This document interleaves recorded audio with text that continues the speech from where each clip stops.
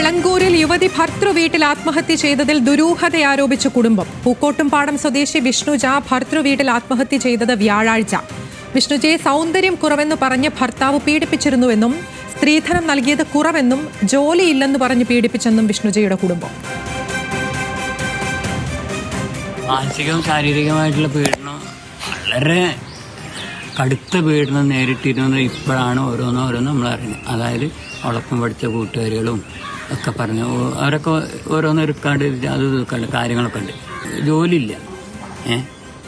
അപ്പോൾ കല്യാണം കഴിഞ്ഞ് ഒരാഴ്ച കഴിഞ്ഞപ്പോൾ തന്നെ ഇപ്പം പറയുന്നത്, എൻ്റെ ജോലി കണ്ടിട്ട് എൻ്റെ ഇപ്പം വരണ്ട കേട്ടോ, ഇജ് സ്വന്തമായിട്ടൊരു ജോലി വാങ്ങിക്കും.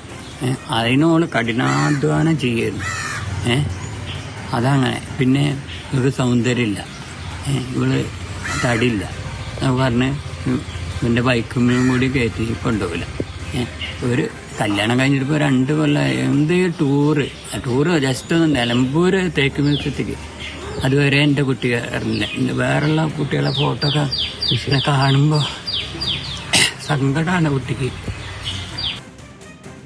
ശാന്തകുമാർ വെള്ളാലത്തുണ്ട് വിശദാംശങ്ങളുമായി. ശാന്തകുമാർ, ഇത്തരത്തിൽ സമാനമായ സംഭവങ്ങൾ ഇങ്ങനെ ആവർത്തിക്കുകയാണല്ലോ. അപ്പോൾ ഈ കുട്ടി ഇത്തരത്തിൽ ഇങ്ങനെ പീഡനം അനുഭവിക്കുന്നുണ്ട് എന്നുള്ളത് ഈ കുടുംബത്തിന് മുൻപേ അറിയാമായിരുന്നു എന്നുള്ളതാണോ? ഈ കുടുംബം എന്തൊക്കെ ആരോപണങ്ങളാണ് ഉന്നയിക്കുന്നത്? നിയമപരമായി മുന്നോട്ട് പോകാനാണോ ഈ കുടുംബത്തിന്റെ തീരുമാനം?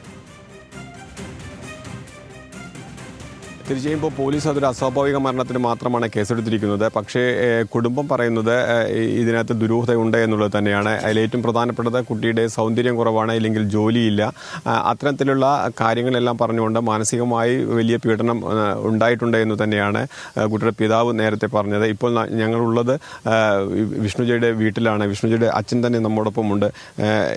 എന്തൊക്കെയായിരുന്നു ഇത്തരത്തിലുള്ള ഒരു ആത്മഹത്യയിലേക്ക് പോകാനുള്ള കാരണത്തിന് നിങ്ങൾ കണ്ടെത്തിയിട്ടുള്ളത്?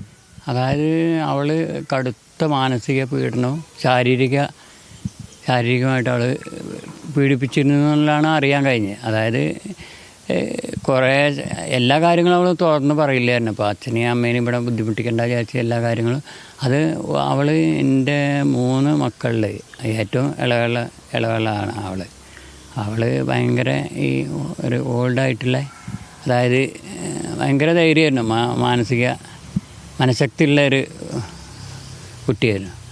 അപ്പോൾ അവൾ എന്ന് പറഞ്ഞാൽ ഇവൻ സൗന്ദര്യമില്ല, കുട്ടി സൗന്ദര്യമില്ലാന്നും തടിയില്ല, ഒരു ജോലിയില്ല. കല്യാണം കഴിഞ്ഞിട്ട് ഒരാഴ്ച 2 ആഴ്ച കഴിഞ്ഞപ്പോൾ തന്നെ ഇവൻ പറയുന്നുണ്ട്. കല്യാണം കഴിഞ്ഞിട്ട് എത്രയായി? ഏകദേശം 2 വർഷം ആവാനായി. 1.5 വർഷം കഴിഞ്ഞു, 2 വർഷത്തിൻ്റെ അടുത്തായി. 2 വർഷമായിട്ടും ഇതിങ്ങനെ തുടരുക തന്നെയായിരുന്നു? 2 വർഷമായിട്ടും തുടരുക തന്നെയായിരുന്നു. അവൻ ഈ 2 വർഷം ആവാനായി. എൻ്റെ വീട്ടിൽ ഇതുവരെ വന്ന് നിന്നിട്ടില്ല. ഒരു ദിവസം നിൽക്കാൻ വേണ്ടി പറഞ്ഞപ്പോൾ വേറെ എനിക്ക് 2 മരുമക്കളുണ്ട്, അവർ ഇടയ്ക്ക് വന്ന് നിൽക്കണേ. പിന്നെ അയൽക്കാർക്കൊന്നും അവനെ കണ്ടതായിട്ട് തന്നെ ഓർമ്മയില്ല. അപ്പോൾ ഇത് സൗന്ദര്യമില്ല എന്നുള്ള ഒറ്റ കാരണം കൊണ്ടാണ് ഇത് വിവാഹം അറേഞ്ച്ഡ് മാരേജ് ആയിരുന്നു. അല്ല ഇതന്നെ നമ്മൾ കണ്ടെത്തിയിട്ട് തന്നെ ആയിരുന്നു.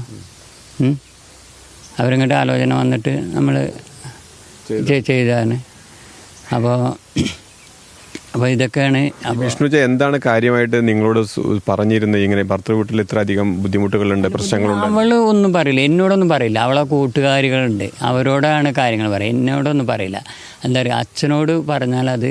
അപ്പോൾ ഞാൻ ഒരു ദിവസം പറഞ്ഞു, ഇങ്ങനെ കുറേശ്ശെ ന്യൂസ് കിട്ടിയപ്പോൾ ഞാൻ പറഞ്ഞു, അച്ഛതിൽ ഇടപെടണമെന്ന് ചോദിച്ചപ്പോൾ അവൾ പറഞ്ഞു, അച്ഛതിൽ ഇടപെടണ്ട, 3ാമതൊരാൾ ഇടപെട്ടാൽ അത് പ്രശ്നമാവും എൻ്റെ ജീവിതത്തിൽ. അപ്പോൾ അതുകൊണ്ട് അത് ഞാൻ തന്നെ പറഞ്ഞു, 3ാമതൊരാൾ ഇടപെട്ടു എന്ന് പറഞ്ഞാൽ എനിക്ക് അതിലേറെ പ്രശ്നമാവും അവിടെ വീട്ടിൽ. ഇപ്പോൾ ഈ കഴിഞ്ഞ വ്യാഴാഴ്ച ഭർത്താവിൻ്റെ വീട്ടിലാണ് ഈ ആത്മഹത്യ നടന്നിട്ടുള്ളത്. ഭർത്താവിൻ്റെ വീട്ടുകാരും ഭർത്താവും ഇതുമായി ബന്ധപ്പെട്ട് നിങ്ങളോട് പിന്നെ ബന്ധപ്പെട്ട് എന്തെങ്കിലും ചെയ്തിരുന്നു? ഇല്ല, ഒരു ഇതുമല്ല. അന്ന് ഞങ്ങൾ ഇവള് മരിച്ചു എന്നല്ല, എന്തോ സുഖമില്ലാന്ന് പറയും. ഞാൻ അരീക്കോട് മകളെ വീട്ടിലായിരുന്നു.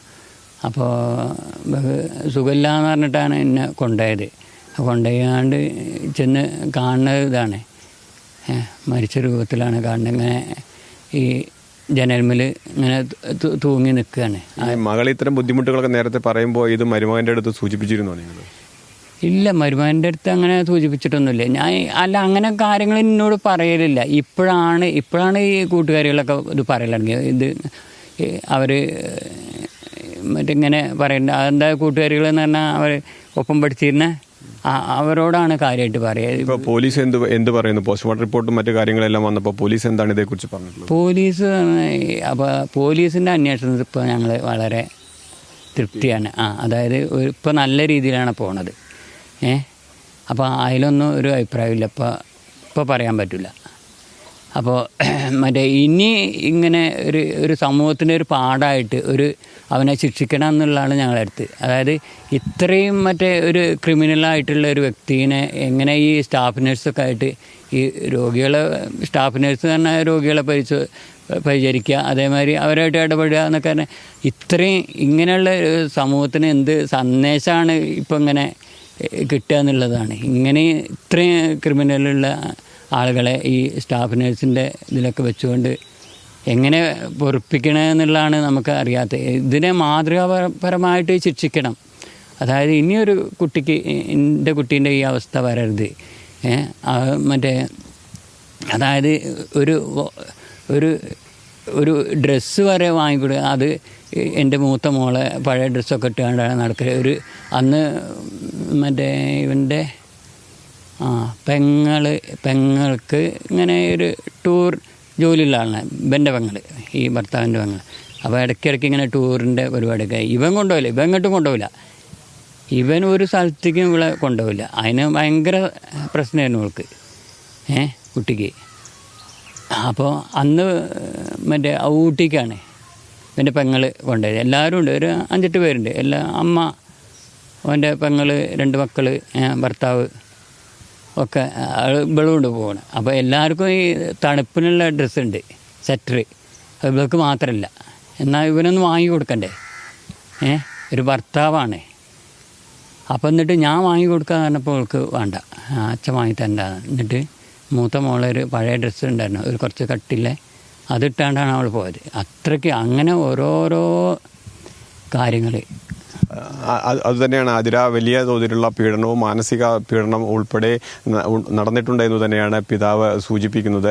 പോലീസിന്റെ അന്വേഷണത്തിൽ തൃപ്തികരമായ അന്വേഷണം നടക്കുന്നുണ്ട്. പക്ഷേ ഇയാൾക്ക് ശക്തമായ ഒരു ശിക്ഷ കിട്ടുന്നതുവരെയുള്ള പോരാട്ടം തുടരും എന്ന് തന്നെയാണ് പിതാവ് പറയുന്നത്. എന്നാലും വ്യാഴാഴ്ചയാണ് ഇത്തരത്തിൽ അതീവ ദാരുണമായ സംഭവം ഉണ്ടായത്. ഭർത്തൃ വീട്ടിൽ ഇത്തരത്തിൽ ഈ കുട്ടി ഇങ്ങനെയുള്ള പീഡനങ്ങൾ നേരിട്ടിരുന്നു എന്നുള്ളതാണ് കുടുംബവും ഈ ഘട്ടത്തിൽ പറയുന്നത്. പോലീസ് അസ്വാഭാവിക മരണത്തിന് കേസെടുത്തിട്ടുണ്ട്. അന്വേഷണം ഊർജിതമായി പുരോഗമിക്കുകയാണ്. വിശദാംശങ്ങൾ നൽകുകയായിരുന്നു ശാന്തകുമാർ വെള്ളാലത്ത്.